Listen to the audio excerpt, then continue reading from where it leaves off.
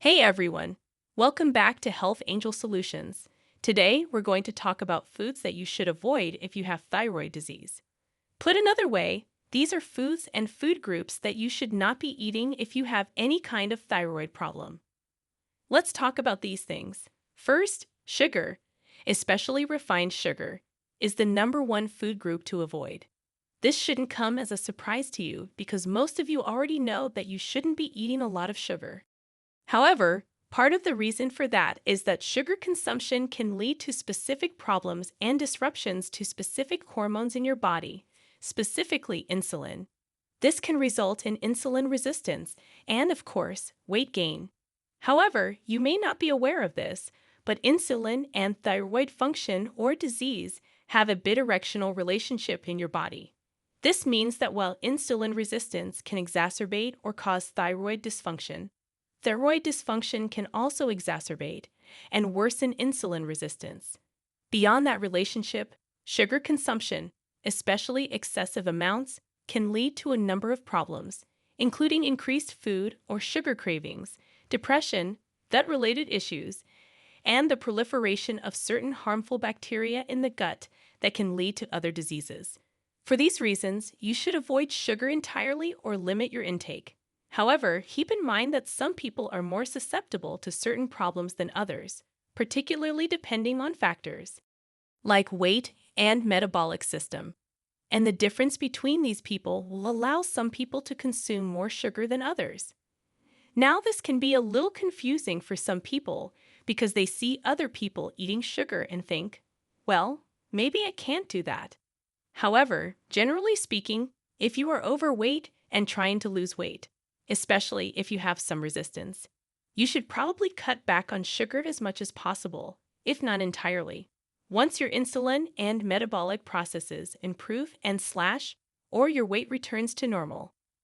At that point, you can probably start consuming more sugar, but you should base how much you consume on those issues.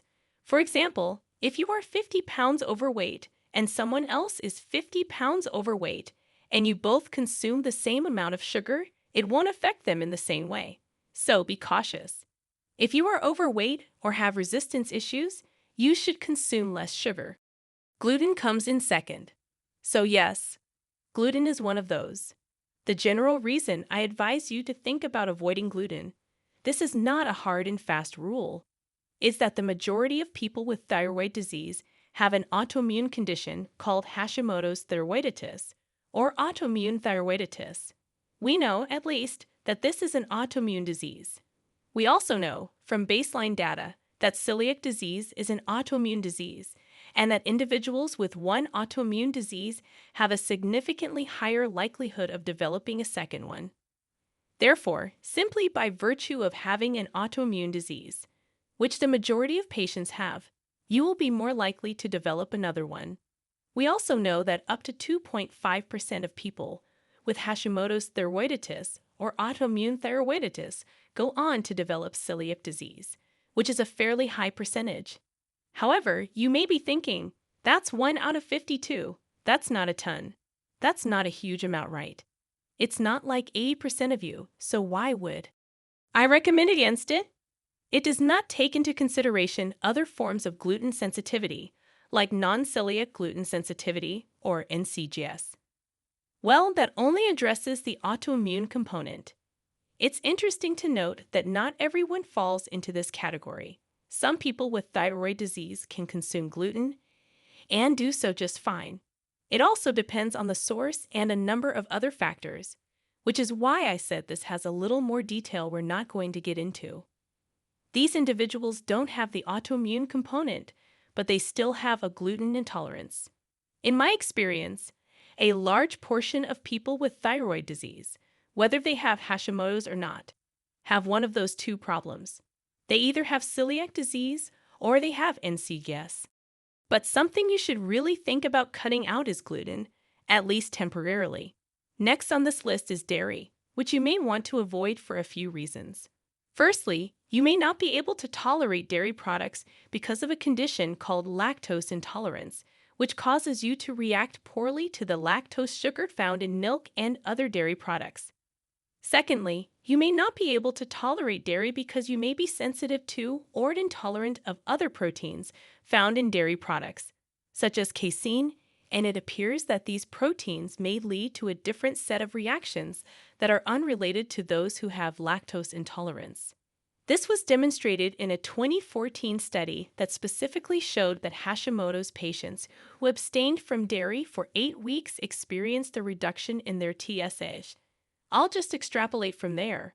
But what that means is that those individuals who gave up dairy experienced a natural improvement in their thyroid function without taking any additional steps. What this actually tells me is that dairy is doing something for a lot of patients, at least enough that this was significantly, or that they found a significant correlation in these patients, which is that those who stopped eating dairy probably had something going on in their digestive tract that was restricting the ability of their thyroids to function. Whether this was production or conversion, we're not exactly sure because they didn't go into detail, but we do know that if a lot of people who stopped eating dairy saw some benefit.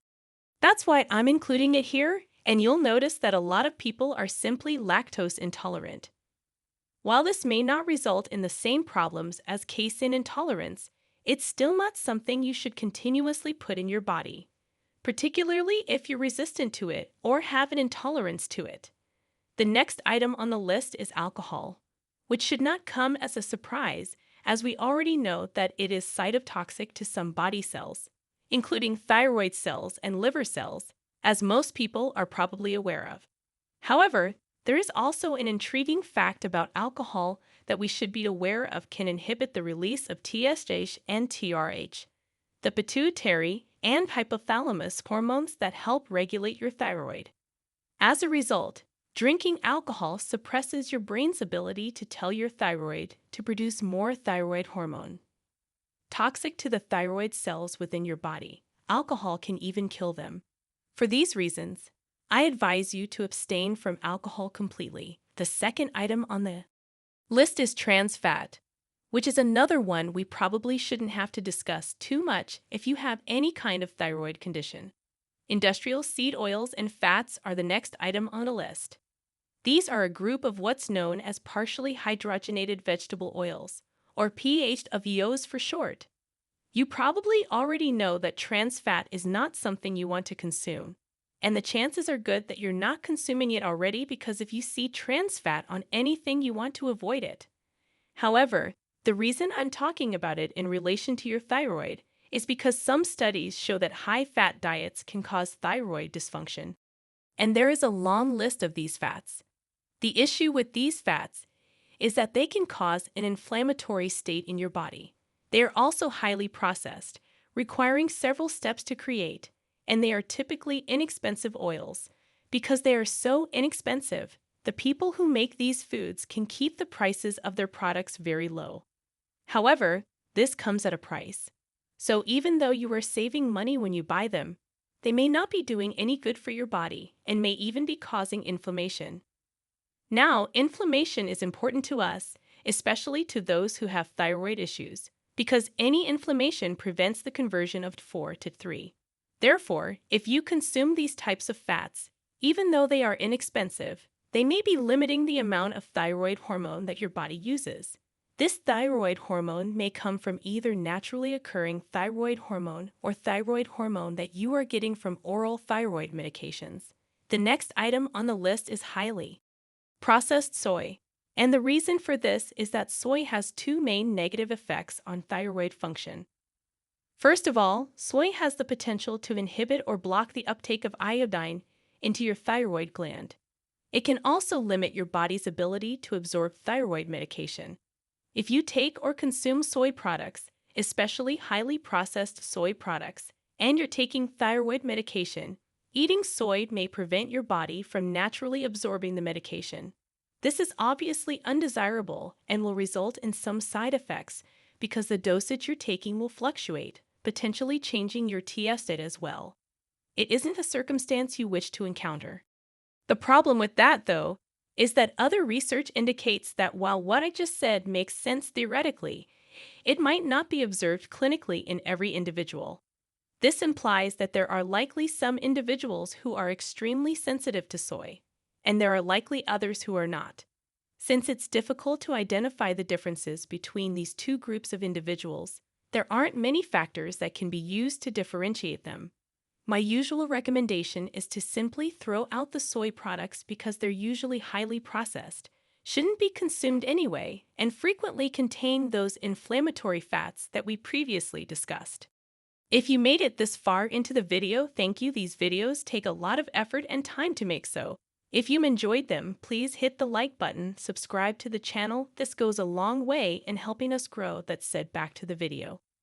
Next on the list are frozen and highly processed foods. Anything in this category would include meals that are produced and, as you know, are laden with a lot of preservatives or other chemicals that allow the food to last longer than it would otherwise, right?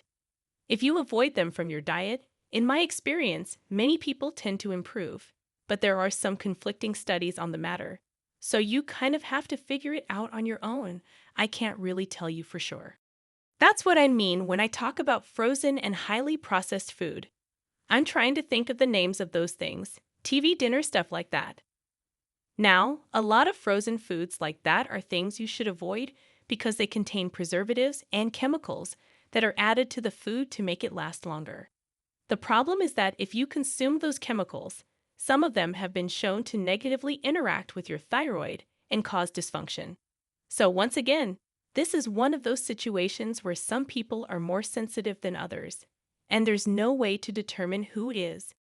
However, generally speaking, eating whole foods is much healthier and better for you than consuming frozen or highly processed meals. So I think I should go without saying. With that being said, here is the rationale for why frozen vegetables are not included in this.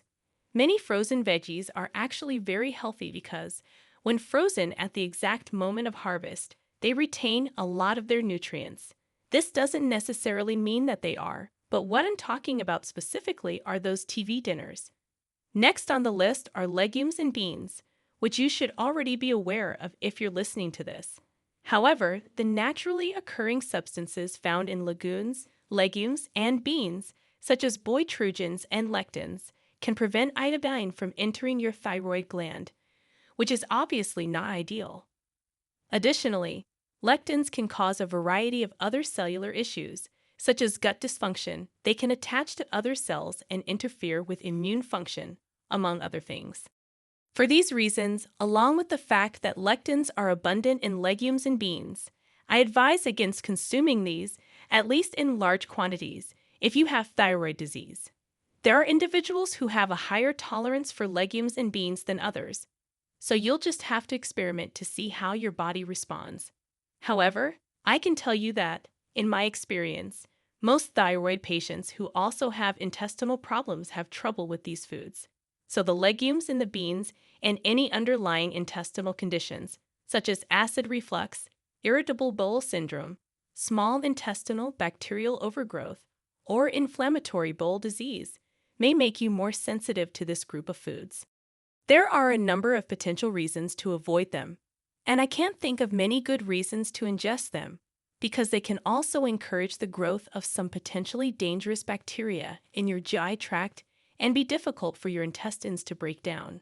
I think this is the last one on the list, and since coffee is involved, some of you may be surprised by this, but I usually advise against it if you have thyroid disease. As always, you have to sort of figure out what works for you. However, allow me to explain why coffee is probably not a good idea if you have thyroid disease. According to some studies, drinking coffee, even if it's first thing in the morning, can cause some minor TSH suppression. TSH is the hormone produced by your brain that tells your thyroid gland to produce more hormone. Therefore, drinking coffee can cause some suppression of these hormones produced by your brain, but it can also cause a decline in both 3 and T4 levels. Fortunately, this is a temporary effect. But that's one possible reason you should avoid drinking coffee if you have thyroid disease. Another reason is that many individuals I know who drink coffee do so as a way to make up for other issues in their lives, including lethargy or poor energy. While your thyroid can undoubtedly be the cause of your tiredness or low energy, other problems like sleep deprivation, excessive stress, or physical exertion can also cause these symptoms, which can result in adrenal fatigue. What I've observed in many patients is that they begin with a small amount of coffee, say 1 cup, which helps them get through the day and complete their work. However, eventually that is insufficient, so they gradually increase to 2 cups, 3 cups, 4 cups, or whatever, and they progressively build up to the point where they are consuming more and more coffee to be functioning throughout the day. This not only puts undue strain on the body, but may also lower thyroid function. In theory, coffee consumption may have some benefits, such as anti-inflammatory properties and potential benefits from caffeine. However, these benefits are contingent on proper usage, appropriate metabolism of caffeine, and absence of thyroid disease.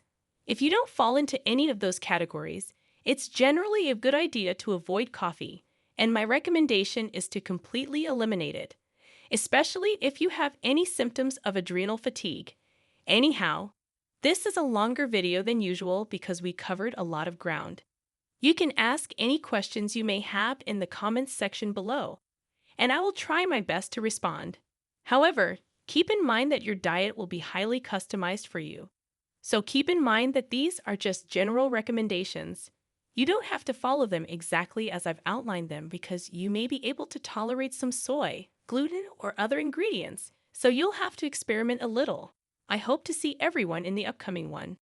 As we conclude this video on the 10 foods to avoid if you have thyroid problems, particularly hypothyroidism or Hashimoto's disease, it's important to remember that managing your diet can have a significant impact on your thyroid health.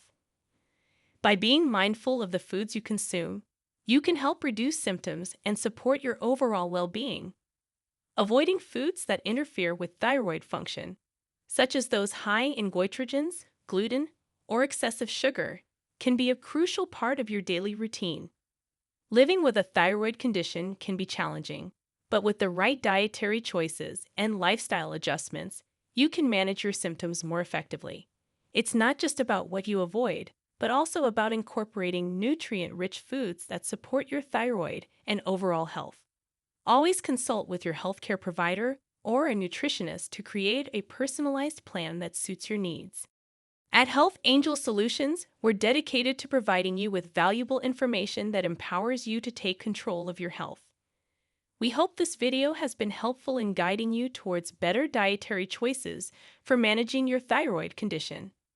If you found this content useful, please give this video a thumbs up, share it with others who might benefit, and don't forget to subscribe to our channel for more health tips and advice.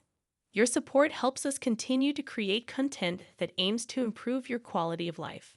Thank you for watching, and we look forward to seeing you in our next video.